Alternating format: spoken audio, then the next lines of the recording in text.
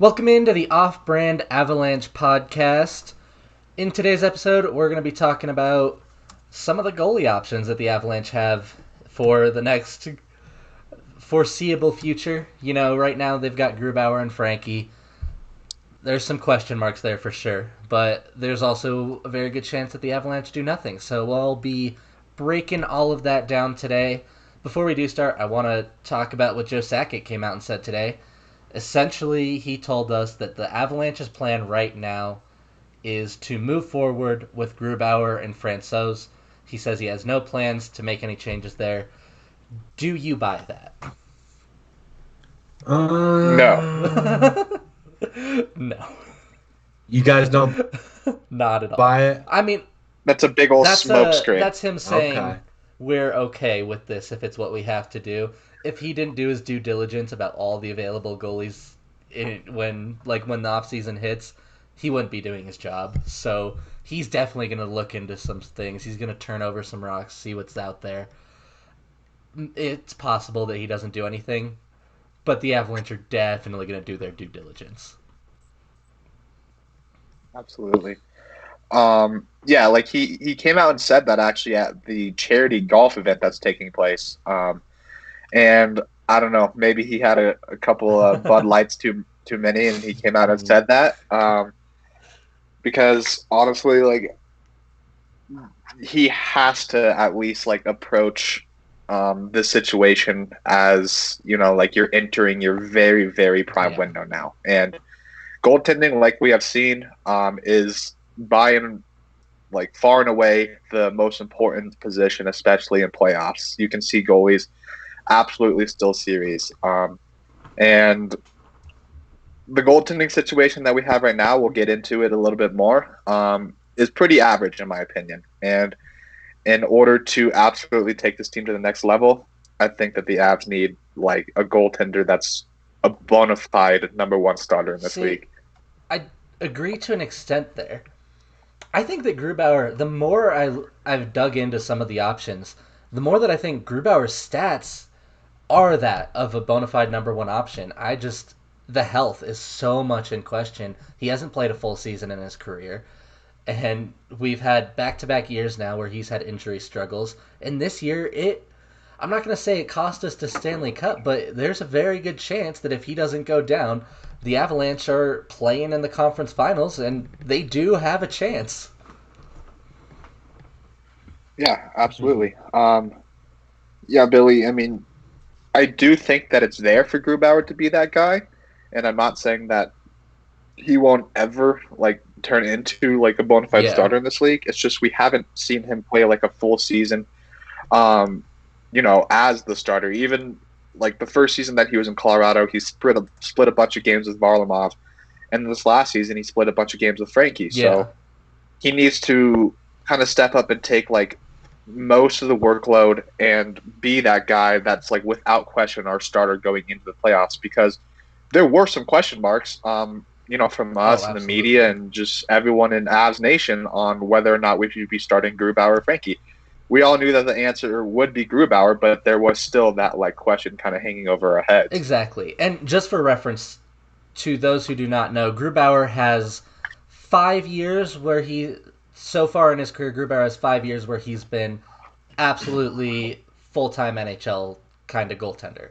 His career high in games played is 37. He's never even played half of the games in a season. No. And if you look around the league, go ahead, Zach. Yeah, that's not okay for a starting goaltender, especially of a cup contending team. Ideally, you want your starting goaltender playing, 50, maybe 60 games. If you have a really good backup, the other goaltender can play 30. Yeah. But that's obviously concerning for Avalanche fans. He's never played more than 37 games. It was Billy 37. To be fair, he had 36 this year. Had the season finished, assuming he played it out, he would have exceeded that. Although he was hurt towards the end, wasn't he? Because Frankie was in net in that Rangers game when the break happened. So even then, he might have exceeded that if we had a full season to play, and even then, he might not have. So that's what's scary about Grubauer. As far as the raw numbers, you gotta like what you see. His career .920 save percentage is of the guys we're going to talk about, that's like among the best, if not the Yep. best. Yep. Like, that's a Absolutely. very, very good save percentage, the raw numbers. Mm-hmm. I mean, the GAA he's looking at for his career 244. Again, very, very high end. It's just that the sample is just zero It's seasons of more than half the games played. Right, yeah and it's not that like I don't doubt his ability whatsoever. Grubauer, skill wise, is a number one goaltender, Yep. but you see him go down, nobody touches him in this most yeah recent injury. He just goes down and pulls a muscle. That's really Especially, concerning, yeah. especially for a goaltender in that area, yeah. in that growing area. I mean, we've saw Well, Varley. that and We've done this dance Yes, before. we've been through this. yeah, but not only is it like the injuries that are concerning, it's just the consistency for me. He'll have times in like an absolute like series of games in which he absolutely stands on his head. And he's like, oh my goodness, this guy could be one of the best goaltenders in the league, top 5 goaltenders in the Mm-hmm. league. But then you go through another stretch of games and it's like, what in the world just happened? Really, like, I mean, referencing last season, the 2018-2019 season, in December, we couldn't like get a goaltender to save a puck if our life counted on it. And that's one of the main reasons that we were in an absolute battle at the end of the season to like actually Yeah. make the playoffs. I mean, I think that's a fair argument. The one thing I will say about that, goaltenders in general are never consistent. Even the best of the best. Unless you're talking about the best goalie in the NHL, it's hard to get anyone to consistently be top 5. I wonder how much of it is Grubauer actually much more inconsistent than your standard goalie, or is it just we're Avs fans and we're watching every game, so we really start to dig in and see when he's off his game? I don't know. I don't know. The consistency to me would not be a deal breaker, but you would obviously always like your goalie to be a little bit more consistent, and especially I know you're talking about that rough stretch last year that almost cost us a playoff bid. So it's you got to kind of balance that out because I mean we're going to talk about one of the next guys I want to talk about is Matt Murray, and if we're talking about consistency, Yeah. if you take this year away, I would have said he's very consistent, but this year the 899 save percentage is scary. Yeah. Mm-hmm. Before we start diving into some of the other goalies, I think we should at least give some sort of a shout out to Nathan McKinnon for winning the Lady Byng. We should talk Yeah. about that. Just a little bit, you know. Go ahead, Billy, if you have insight I on just want to that. say that I'm happy that he's not going to get snubbed for everything. I think he's going to get snubbed for the heart. Yes. Although I don't know that I'd necessarily call Yep. it a snub. Panarin and Draisaitl are deserving candidates. I'm glad he got the Lady Byng, especially it's impressive for a guy like McKinnon, who is known for getting a little into games. You know, he's got that hot head sometimes. So controlling that this year is very, very impressive. Yep. I mean, a few years back when we really saw his resurgence, he like was very open to the fact that he went and saw like a sports psychologist, just to kind of like keep his head a little bit cooler. And once that happened, like he wasn't looking at, you know, a 2-game pointless stretch and like pretty much just calling it a season from there. It's like, oh my goodness, I'm never going to score another goal. It's just now we've seen him, you know, like consistently be the player that we've always seen him like with the capabilities of one of the best players in the NHL, if not the He best just keeps player in the getting better NHL. and better. So that's yeah. I mean, he really does, and it's pretty freaking scary. And I think a lot of the testament is just that he's been able to keep a little bit of like a cooler head, and not really look at a stretch of like, you know, poor games as being just like the end of the world. Now he's like, okay, let's just keep on grinding, and the points are going to come. Yeah. And that's, I think, something that's relayed throughout the entire team. And the other element of this, sometimes you see a guy that doesn't take penalties, and you're like, well, he's just slacking on defense, so he doesn't ever hook anyone. He doesn't ever get any of those dumb trippings.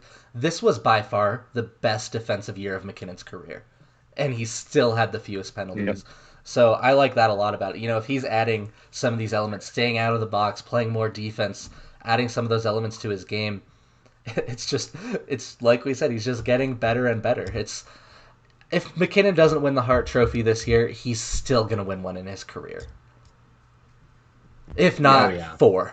Yeah, absolutely. Yeah. No, I totally agree with that. And he even got some Selke votes this year. Which is a little insane. You know, to me, like but talking hey, about defense.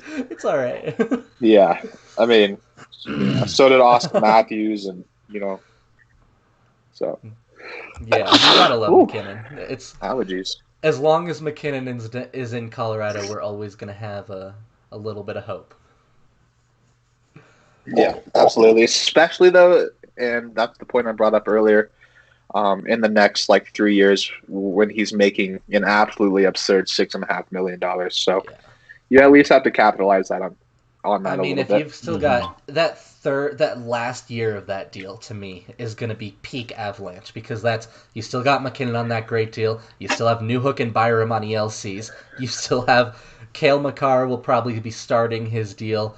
You're looking at a very, very talented team if everything goes right in that last year. Mm-hmm. So, I mean, in all those years, to be honest, this is a team that has tons of potential to absolutely explode. All right, so let's dive back into our goalie conversations. So there's 2 different ways we can approach this. There are free agent candidates, and there are trade candidates. Which route do you guys think is more likely to start? I like free agent route better. I just think the goalie. I'm not like you guys. I'm not too sold on Matt Murray, honestly. But I think Jacob Markstrom is probably the goalie to look at if we're gonna make a move, in my opinion. And that's the free agent market. I like Markstrom a lot. If we're being completely honest, I like the free agent goalies better. I just have my doubts about whether or not they actually hit free agency. And Markstrom, I think the one thing that will help us quite a bit in that regard is the emergence of Thatcher Demko. Because Markstrom's 30 years old. Yeah. If the Canucks believe that they can go with Demko and get the same results, they're going to do it. Right. I mean, we already saw it with Robin Lehner. He has a deal in place after the playoffs are ending. So, bona fide number 1 goaltenders are pretty hard to find on the free agent market. And this year there could be 2. I mean, I doubt Vegas lets Robin Lehner go. That's why I don't. The way the situation is played out with Fleury, they're going to have to ship off Fleury, which to me means that they're going to do everything in their power to re-sign Lehner. Well, Leonard, he has a deal in place. Did I miss that? They're going to re-sign him. Oh, so we don't even need to talk about him. I think it's a 5-year. Let me see. Golden Knights have handshake agreement with Robin Lehner on new contract via ESPN. Oh, 5 hours ago. But then also Lehner just denies report he's agreed to contract with Golden Knights. So who knows what's going on with that? Who knows? But either way, I do see that Lehner is going to resign with. I think that he's going to resign with the Golden Knights, and at this point, I'm kind of operating under the assumption that he's going to be a Golden Knight for the next 5 years. So to operate under, because I don't see any way that he doesn't. Yeah. So let's talk a little bit about Markstrom. Before we do, is there anyone else in free agency that you think of as a realistic target? I know Corey Crawford, Braden Holtby, Anton Hudobin. That's who I was going to... Holtby? That's who I was going to bring up, yeah, Holtby. I was just going to kind of bring up some veterans, just some veteran options that, some casual fans would be like, oh my goodness, he would be a major upgrade. And a couple of those guys would be Lundqvist and Braden Holtby. Both of them, I think, would be major upgrades. Yes, I totally agree with that. Especially, actually, both of them would not necessarily be great. Holtby's been kind of downright abysmal the last couple of seasons. Last season he had an .897 goal, GAA, or save percentage. Sorry, so yeah. That's not what you want out of a starting goaltender. Hasn't been a legitimate starting goalie in 2 or 3 years now.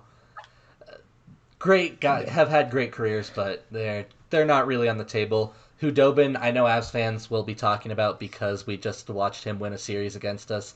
he's not. He's okay. He's not legitimately starting goaltender. Yeah. Very, very good backup. Probably the league's best backup as far as a guy that's actually a backup. Just is very good in that role. Once you hand him the reins as a starter, he has proven time and again in his career that he's not up for it. So we're not going to talk too much about those guys. They're not realistic options. So and then yeah, one more option that's probably not realistic. However, there would be a scenario in which it would happen, but I don't see it happening. Is John Gibson from Anaheim? Do you guys see a world where that happens? I mean, yeah, that's Okay, the craze of their franchise on a great contract in his prime when they want to be good. So they're not going to let him go unless you trade him Mikko Rantanen. So that's about how likely that one is. Perfect. So, yep. So we kind of got those guys out of the way. Now we can start talking about some realistic options. So let's start with Markstrom. And Markstrom is one of them. He's the guy in free agency. If you're targeting free agency, it's going to be Markstrom.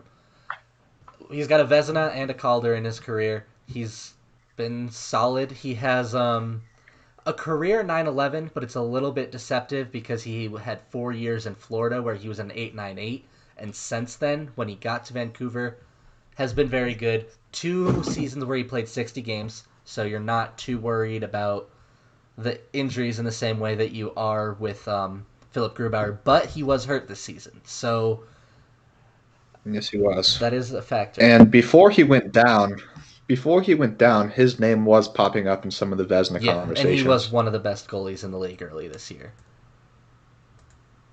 Yeah. So I do see this as a realistic option. I don't really know if you tried to move like Grubauer or Frankie or what ends up happening if you do sign Markstrom. I would agree with that. It's a little bit more interesting if we're talking about free agents just because of the fact that a lot of the other guys that we're going to start talking about who are, trade candidates, you're going to absolutely see a package that moves Gru or Frankie. Yeah. The one thing I do want to talk a little bit about here, the thing that scares me about Markstrom is how much money is he going to be looking for? Because he's a guy coming off a Vezina caliber year, back-to-back Vezina caliber years, really, and you're talking about him as he could command a lot of money. I'll put it this way: if the Avalanche sign Markstrom, they're not signing Taylor Hall. They can't afford both. Yeah. Yep, I totally agree with that. And then another thing that's kind of concerning, or would definitely be something to consider, would be the term.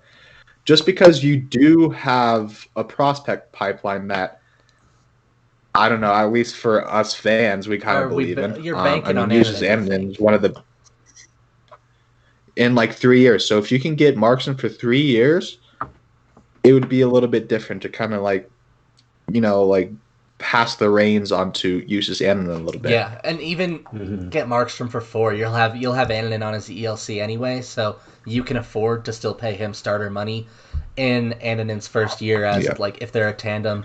And that works out well because you can have them. I'd even go as far as giving Markstrom up to 5 years if the money's right. If it's $6.5 million, I'd give Markstrom 5 years. If he wants $8 million, I think I'd go as high as 4. Oh. And even then, I'm scared to give him that much money. But I think, I'm worried. I think he'll ask 7. I think that's where I would, if I had to guess what he's going to be looking for, I'd say 7. Yeah. But at the end of the day, there is a realistic possibility that we don't even see Markstrom leave Vancouver, especially if they do end up, they have a super talented young core there.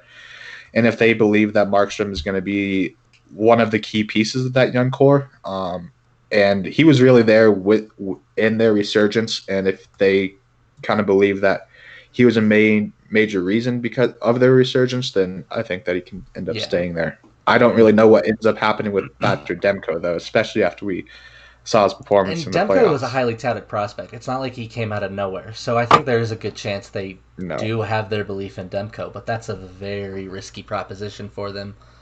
So let me ask you guys this. Just let me put it out there. So let's say he asked for 7 by 4. Will you do that? Yes. I think Yeah, I'd do me it. I think personally, I I'd do will. it too. Especially if you can get something out of a trade for Which I think you Grubauer. could. I think you could easily get somewhere a pick somewhere in the range of very late first to mid second. I think that's kind of what you'd be looking at for Yeah, Grubauer. I was gonna say probably second or third, but I think you could get a. It I mean, we saw depends. I what. mean, we got Well, Grubauer came over initially for a third round and pick, Brooks didn't he? Orpik. It was a second round pick and Brooks Orpik, and the Yeah, but Orpik the was the Brooks Orpik was a yeah. cap down. So we would have had to give up a first and probably maybe a little bit more, but Brooks Orpik was just kind of us taking him on as a sweetener in that one. So and he doesn't have the same value now that he had then. So I still think you could get now. You could probably do this early to mid second, maybe a late first. Like I'm talking, depending on what team is looking for it. Maybe Vegas plays this situation terribly and loses Leonard and Fleury, and now they suddenly need a goalie, so maybe they'll give you 31 or something like that. But realistically, I think you can get a Yeah. decent pick for him. And if you brought in Markstrom, you got a pretty good situation going on. Do you guys think there's a world where we bring back Grubauer and he's not the starter? Because I kind of don't think there is. Um, Go ahead, Zach. I would like that world, honestly. Not like I said, I don't think Grubauer's fit for a backup role, but if there's a chance that we could have that two goalie tandem, kind of like the Islanders had all season, something like that, I'd be really in for that. I think that'd be great for the Yeah, team. put 40 games on Yeah, each of them. but I think the cap kind of makes that a tricky yeah, proposition. that and it's a bit of a kick in the balls to Grubauer, to be honest. It's like you brought him into Colorado to be a starter, and to be honest, he has played well enough to, be a starter around the league. So, and honestly, it's like Frankie is a very good backup. We have seen that he is not a starter in this league, at least to this point, but he is a very good backup. So if you're going to bring in Markstrom or someone like that, you're expecting him to take a very big chunk of the load, like 55, 65 games, and then let Frankie come in. And we saw last season that, Frankie can win you some games, especially in the regular season. So I think Grubauer, to be honest, holds a little bit too much trade value to be sitting on your And bench Frankie's a lot. too good a backup.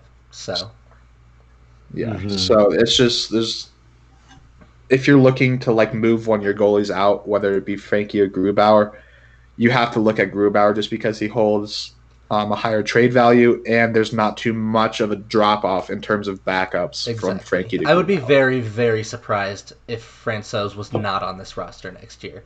I think that it's very likely that someone else comes in and Grubauer gets moved. I would be very, very shocked to see Frankie get moved in any scenario. Yeah. I would be willing to bet if we do. Actually, it's not even like a hot take at all. If we do end up getting a new goaltender, I'd be very, very surprised. Yeah, Billy, like you said, if we still have Grubauer and not Frankie. I think Frankie's going to be on the team next season, and I would say that Grubauer probably is not going to be on the team next season. I'd say I still think it's like 40% chance he isn't, 60 he is. So yeah. I think there's a good chance we keep him. But let's get into some trade candidates. And I mean, we have to start with Matt Murray because that's the one that we already know Joe Sakic looked into at the trade deadline. It's the one that we know is going to be available because they're going to be going with Jari. They also have Casey DeSmith to be their backup, so they have very little need for Matt Murray. He is an RFA, so he needs a new contract, but you're not too worried about that. If you can get him, you get him. The big thing is how much does it cost you? Yeah. This is one, because this would have to be a two-part deal, because we'll get into some later where Grubauer would be a piece in that trade.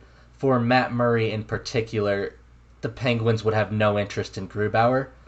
So let's just start with, do you like Matt Murray as an option, or does the down year this year scare you off? The down year honestly scares me off. He kind of is in that Jordan Bennington kind of conversation for me. Well, I'm not too sure what to think about them. I just don't know. It scares me. just not being proven other than those 2 Stanley Cups and this.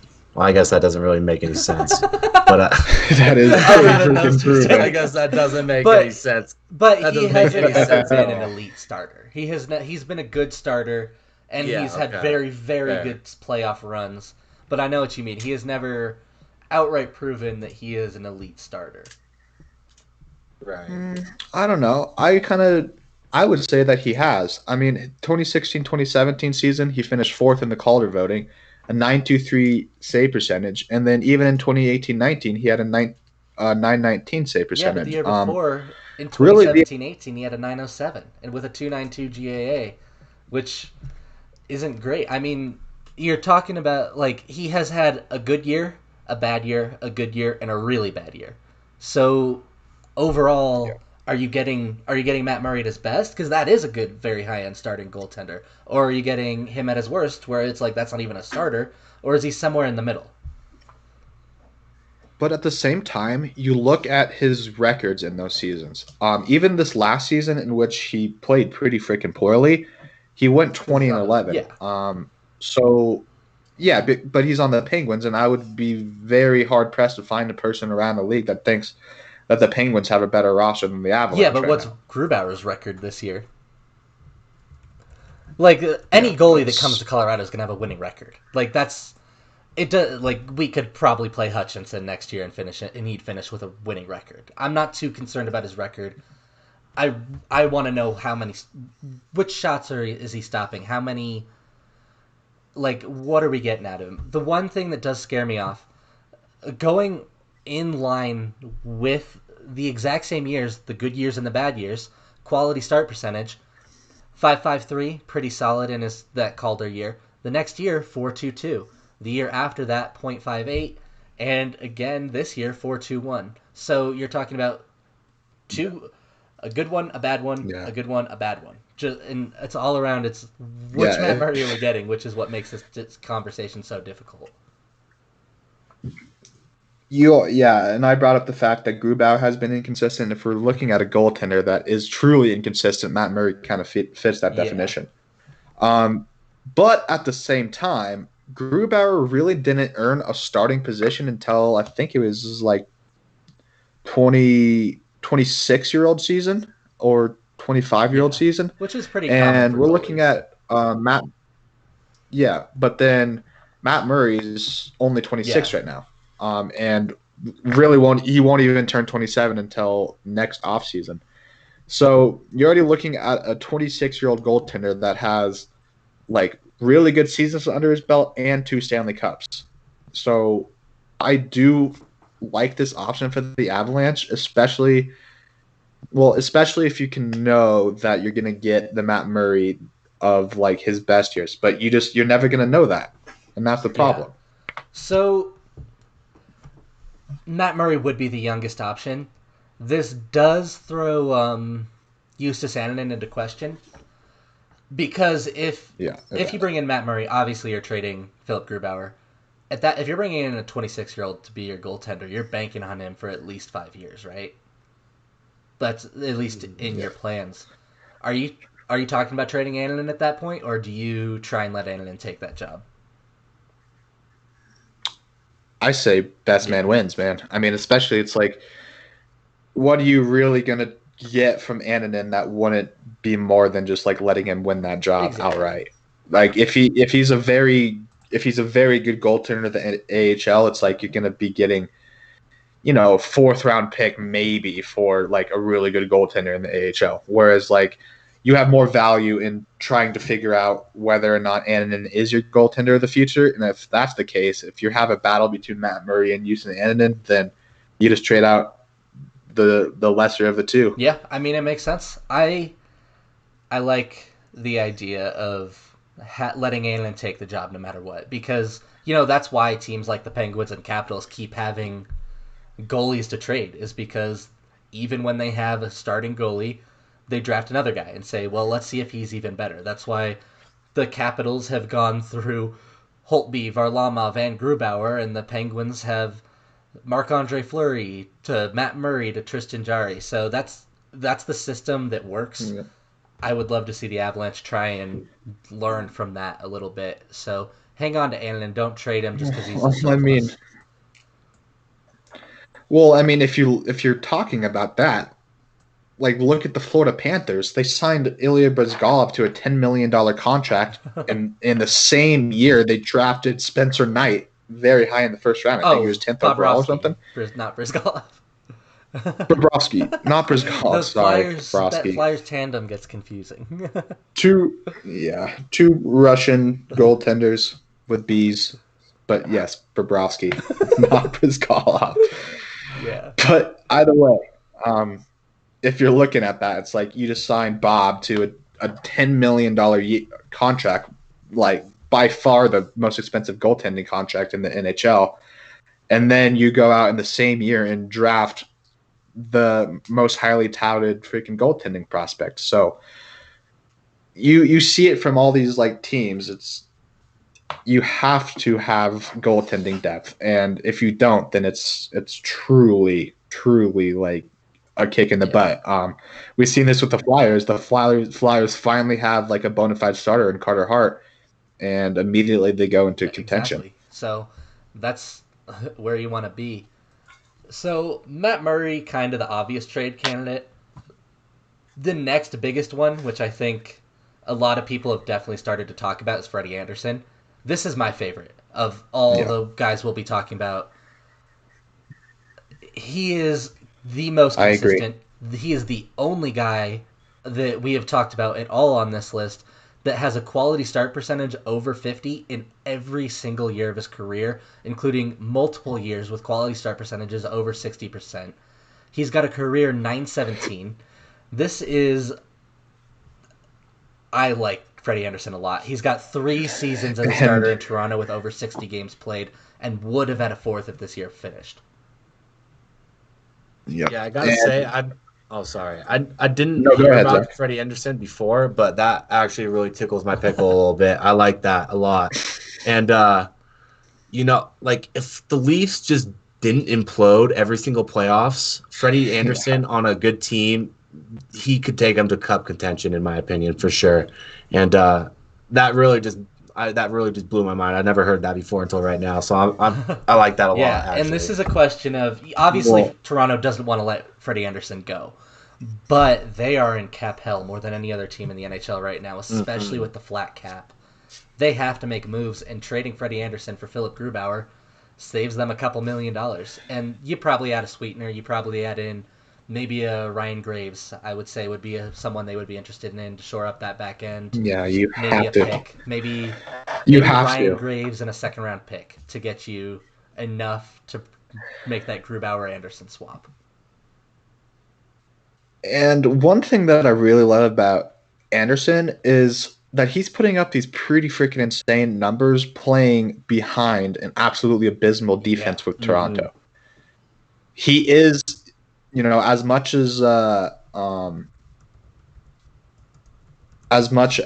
like Winnipeg with I'm blanking on his name right now, Hellebuck. As much as like Hellebuck is literally their entire defense, you could almost make that same argument for Frederik Andersen. Yeah, and we've touched on the cap, how it affects Toronto. Like this saves them. It comes out to about $1.65 million that it would save them, 1 2/3 million. So.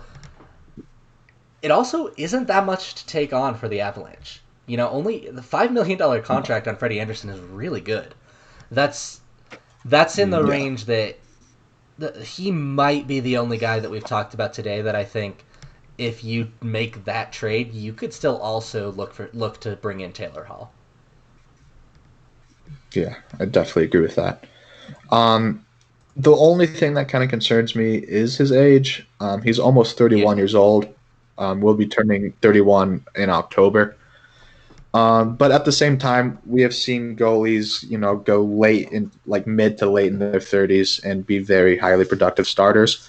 And really that window of a 5-year window kind of fits perfectly in line like with what we just said with Justus Annunen and in that prime, Stanley Cup Nathan MacKinnon contract window. Absolutely. And I like that a lot. Of the guys we've talked about,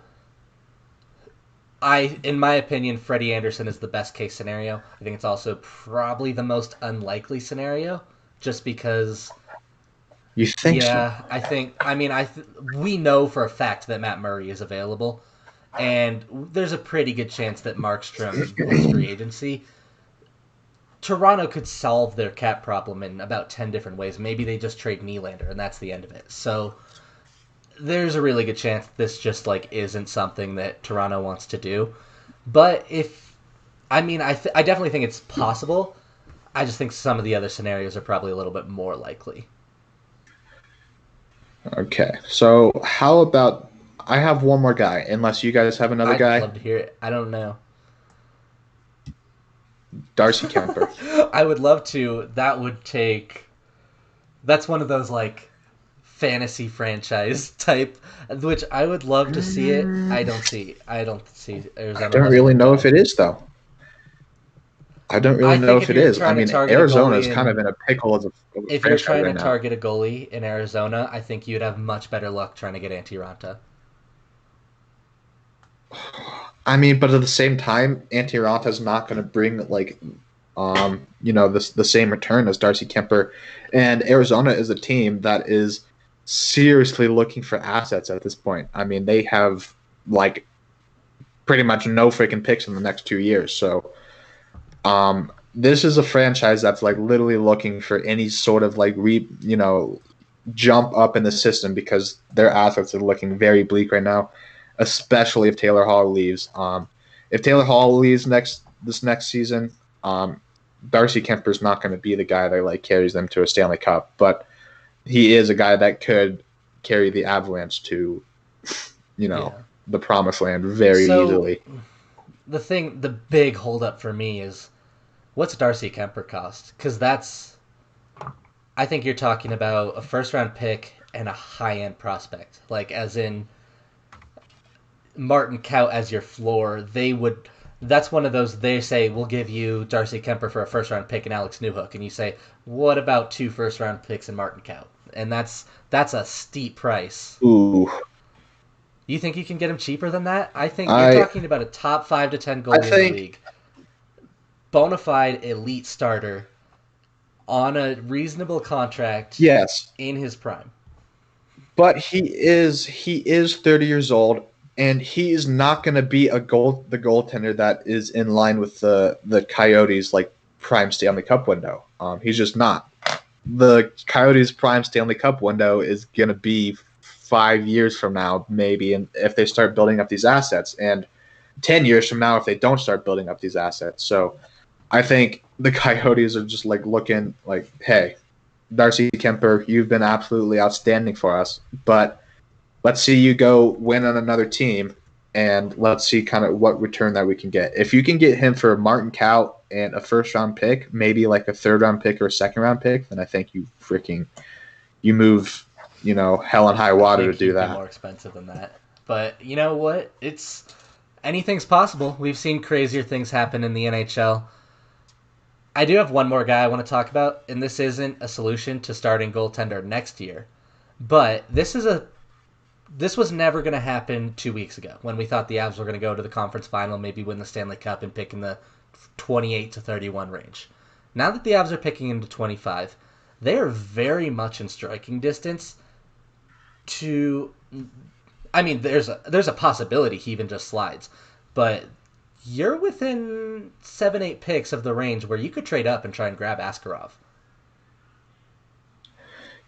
Yeah, but at the same time, like that's not going to help our prime Stanley Cup window right now. I think he's 2 years, and then he's in. We talked about that third final year of McKinnon's deal, and that's where he projects to be your starter. So I mean, I like that.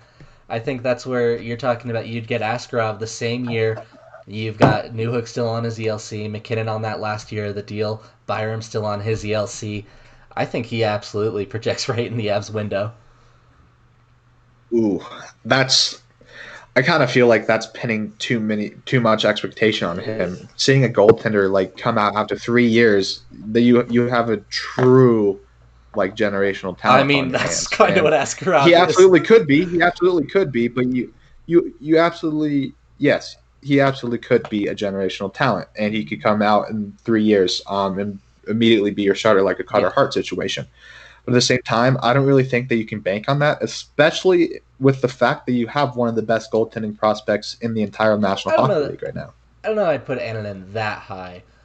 I'd say he's probably top 10. I don't know that I'd go as far as top 5.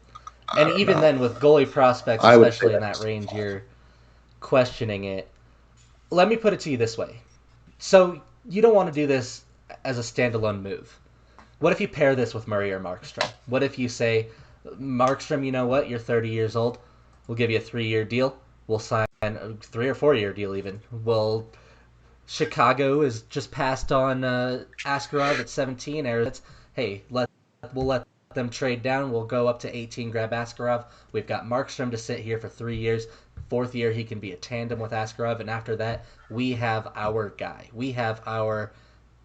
I don't want to compare him to Patrick Waugh, but this version, like not to that caliber, not the greatest goalie of all time, but we have our elite starter. Well, our true version of Patrick Waugh would be Darcy Kemper, and you have that same kind of scenario there in which you could trade up. I don't think that's the same with Arizona. I just don't think Kemper's going to happen. I don't think Askarov's going to happen, to be fair, either, but I think it's more realistic today than it was a week ago when we thought we'd be in the conference final.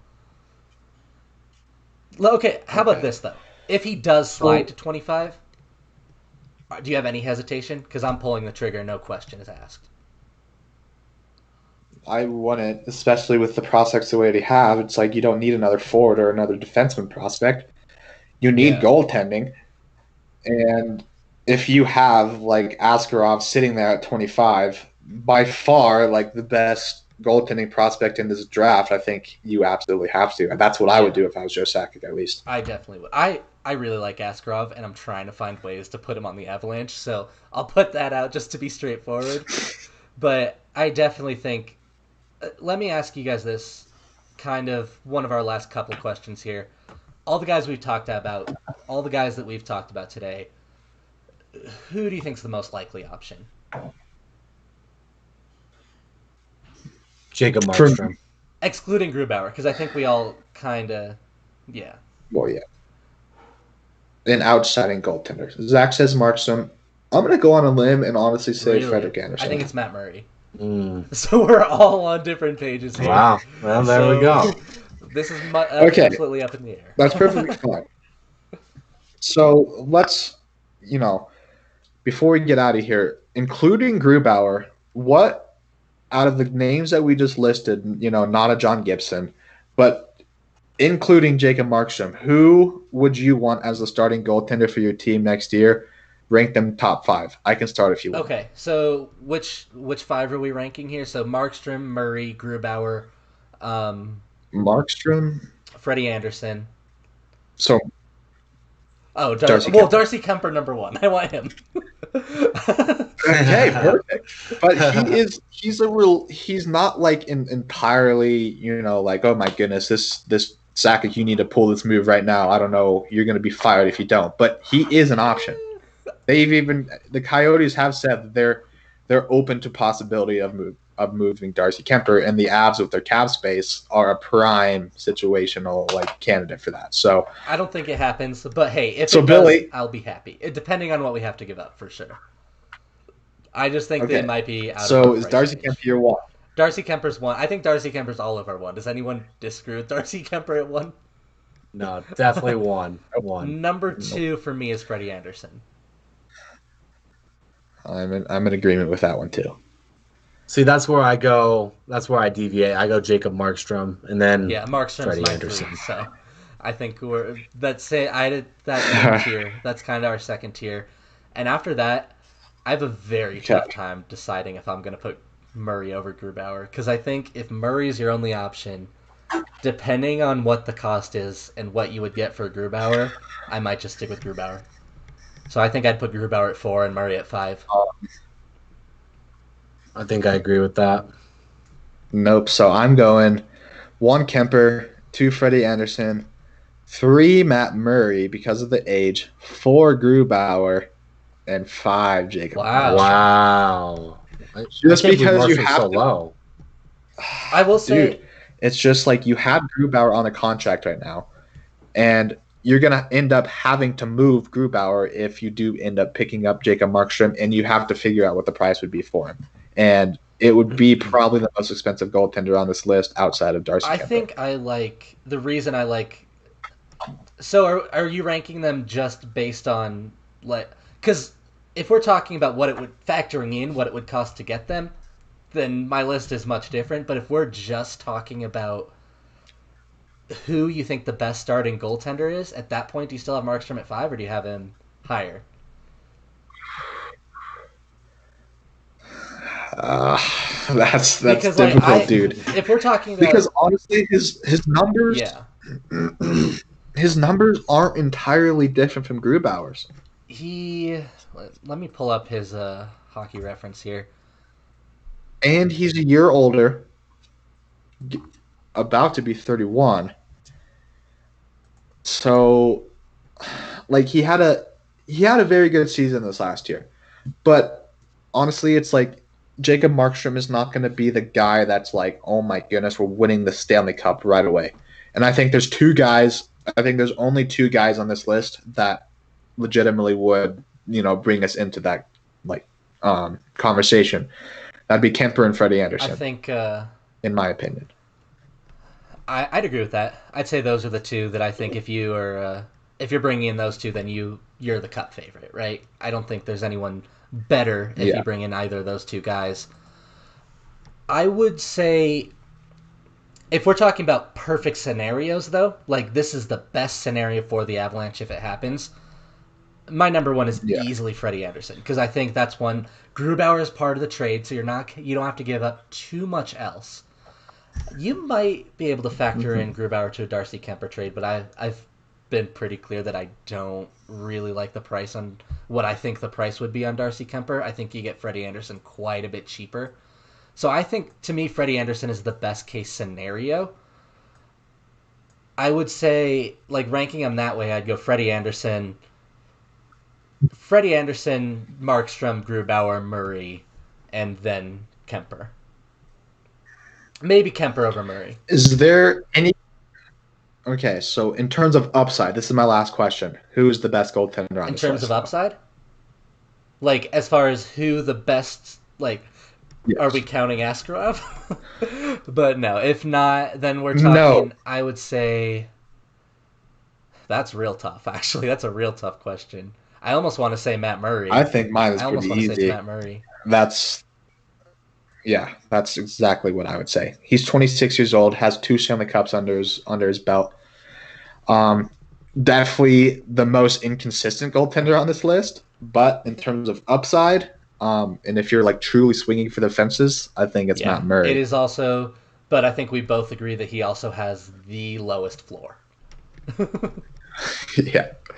Yes, he does. It's the biggest risk for sure. So it's going to be interesting to see what they do. I am a little more excited for this offseason than I had hoped.